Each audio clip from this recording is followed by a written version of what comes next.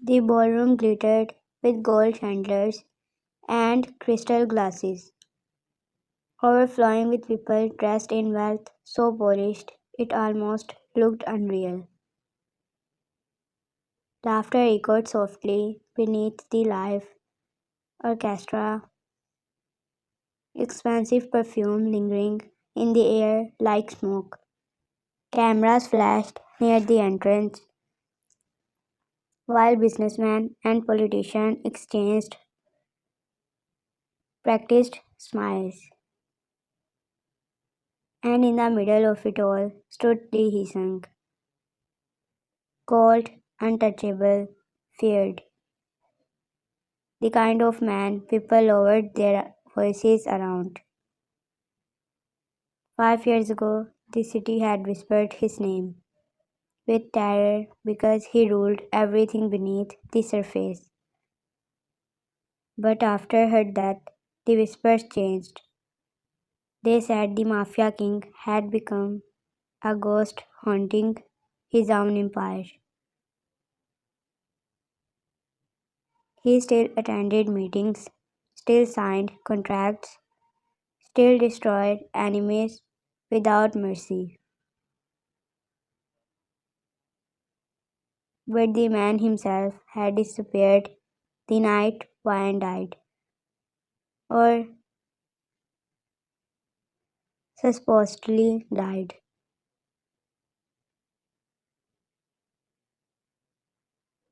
Heesung stood near the marble bar while one of his associates spoke about some overseas deal, but his attention drifted somewhere else entirely. It always did. Chairman Lee. He blinked slowly. The older man awkwardly cleared his throat. The investors from Tokyo are interested. Handle it.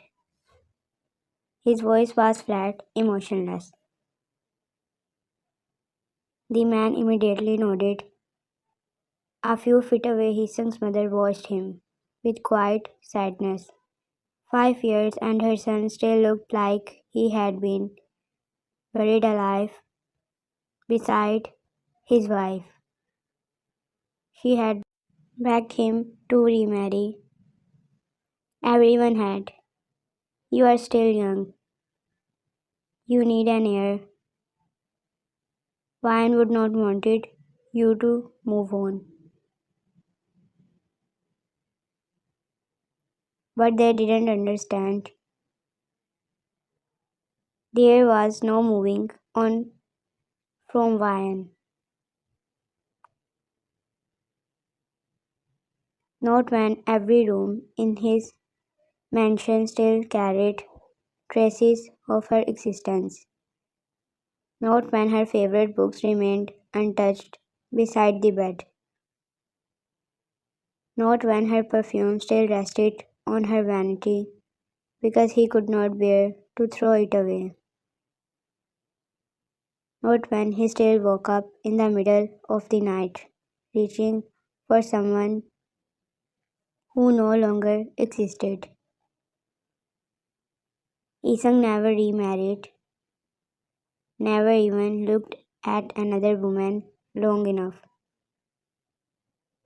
because no one else was her, and no one ever could be. A server passed by with champagne. Isang grabbed a glass absent-mindedly before turning toward the ballroom, then froze. The glass slipped from his fingers, shattered. The sound silenced the nearby conversations instantly because standing near the entrance was a woman in a black dress, a woman he had buried in his heart 5 years ago. Wine. His entire body went numb. No, no, this was not possible. The room blurred around him. Someone beside him said something, but Heesun could not hear a single word over the violent pounding in his chest. She was here, alive, breathing, real. Her hair was shorter now, falling softly over her shoulders, and her expression looked distant, uncomfortable, almost trapped, being surrounded by so many people. Then she turned slightly, and he saw it. The scar, burn mark, faintly stretched across the left side of her face, near the cheekbone and temple. Not enough to hide her beauty, but enough to tell a story, a horrible one. His breathing shattered.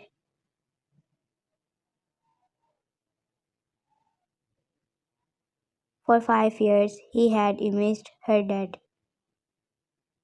cold, alone. He had haunted every single man involved in the attack that night, one by one, slowly, mercilessly, and still it had not brought her back. Until now. When I looked up, their eyes met, everything stopped. The orchestra, the voices, the movement. Nothing existed except the unreadable distance between them. Her expression crumbled first. Fear, not fear of him, fear of what he would think. Lisa moved before his mind could catch up. People stepped aside immediately as he walked toward her, his face uneven for the first time in years. His chest hurt so badly he thought they might collapse before reaching her. Wayne took a small step back. His heart nearly stopped. No, he breathed. Then he finally reached her.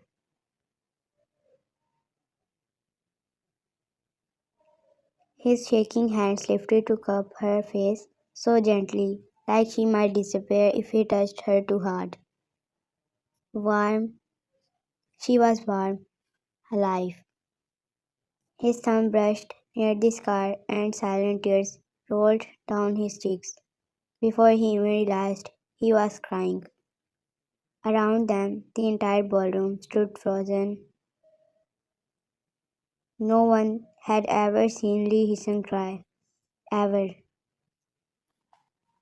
When his voice broke completely, his eyes filled instantly. He sunk. God, the sound of her voice, after 5 years, nearly destroyed him. His forehead pressed against hers desperately, as if he needed proof she existed. You are alive, he whispered shakily. You are alive. Ryan's lips trembled. Do you know what they told me? He said, brokenly. Do you know what they said to me that night? She looked like she was seconds away from falling apart herself. They told me there was nothing left to save. Another tear slipped from his cheek. I buried an empty coffin. Wine covered her mouth with trembling fingers. He sunk. He stared at her like a starving man seeing sunlight. After years underground, you left me. Pain flashed across her face instantly. I know. 5 years. His voice cracked. 5 fucking years. People around them quietly turned away, pretending not to watch the devastating reunion unfolding in front of them. Ryan tried to step back again. Instinctively, he tightened his hold on her face. No, he sunk. No, his voice was firmer now. Desperate, don't walk away from me again. Her eyes lowered. You should not see me like this. What? She swallowed hard before whispering, I am ruined. His expression broke entirely. Ryan looked away from him, unable to bear his gaze anymore. The explosion, her voice shook. I survived, but barely. My face, my body. I spent years in hospitals, surgeries, recovery. She laughed, bitterly through tears. I didn't even recognize myself anymore.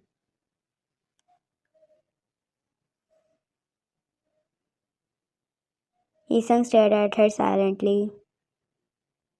I thought her breathing hissed. I thought if you saw me like this, you'd regret loving me. His entire face twisted in pain. Ryan, I could not come back. Tears spilled down her cheeks. You deserve someone beautiful beside you. You someone untouched, not. She gestured helplessly toward the scar, not this. The next time she knew, Hisang pulled her into his chest so hard she nearly lost balance. How dare you? He whispered painfully against her hair.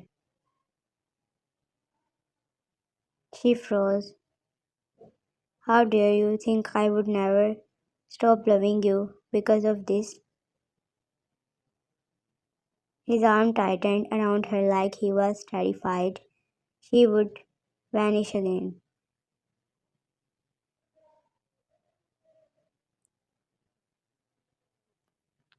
You think this card changes anything? His voice trembled violently. You think I care about any of that?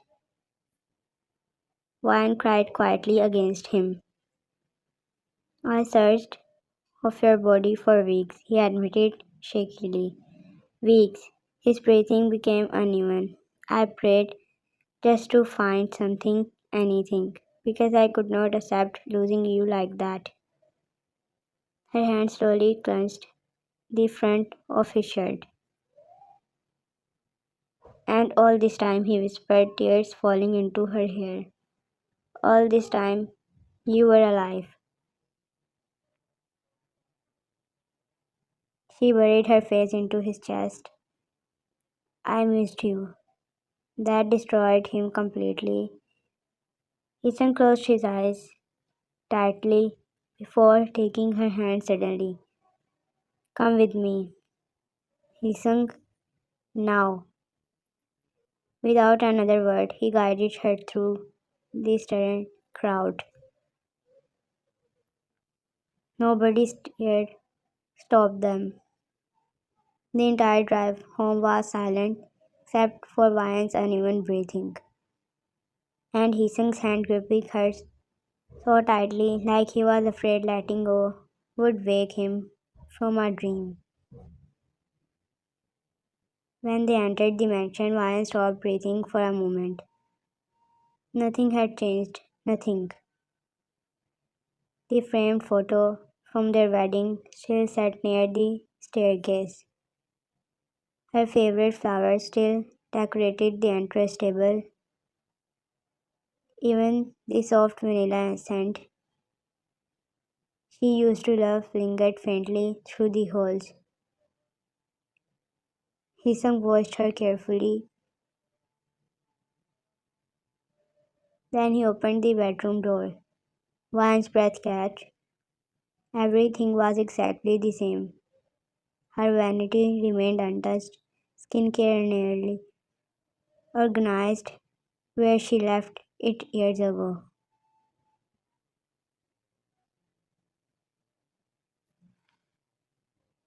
Her cardigans still hung beside his clothes.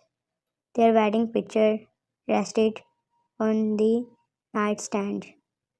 It looked less like a bedroom and more like a shrine to a love Isang refused to bury. You kept everything I told you, he said quietly. There was never going to be anyone else. Her eyes filled again.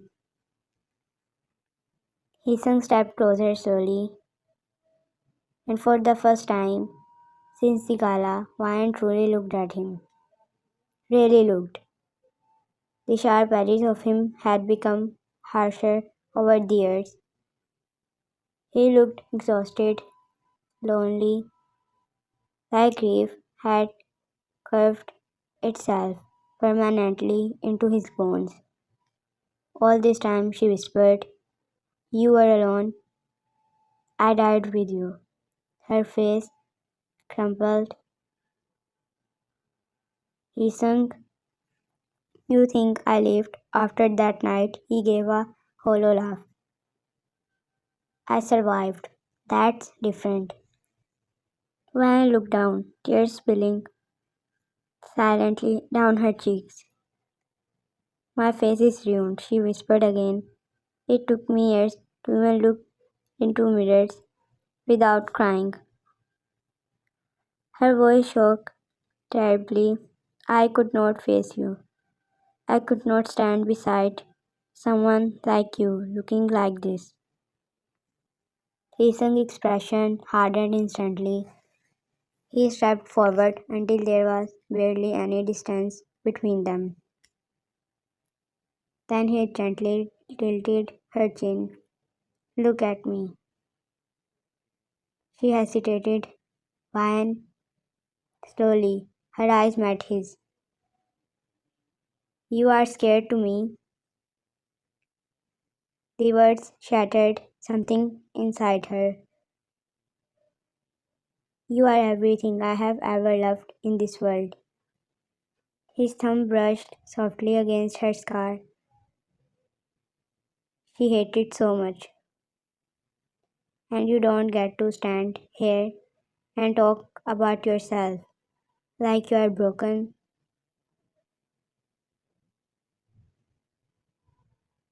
A sob escaped her lips.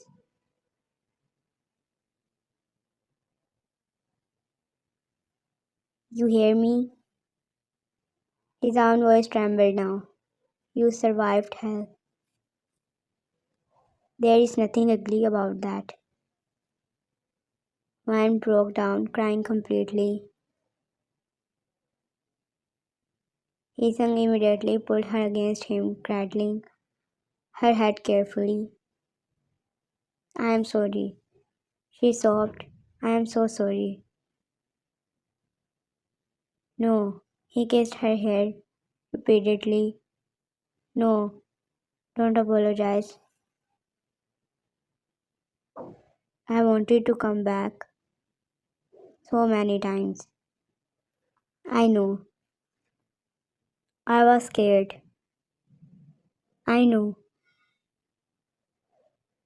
He kept holding her through every trembling breath, every tear, every year of pain she carried alone. And for the first time in 5 years, Isang finally felt alive again. Later that night, Rain poured softly outside while Ryan sat curled beside him on their bed. Their bed. Heesung had not let go of her hand once, not even for a second. She looked smaller somehow beneath the dim golden lights, exhaustion visible in her eyes. Do you hate me? She asked quietly. His head snapped toward her instantly. What? For living. He stared at her in disbelief. Then he gently pulled her into his lap. I could never hate you, but I felt you alone. You were trying to survive. Her eyes lowered. Hisung brushed her hair behind her ear carefully. You know what hurt the most? He admitted, softly. Not your death. Ryan looked at him silently.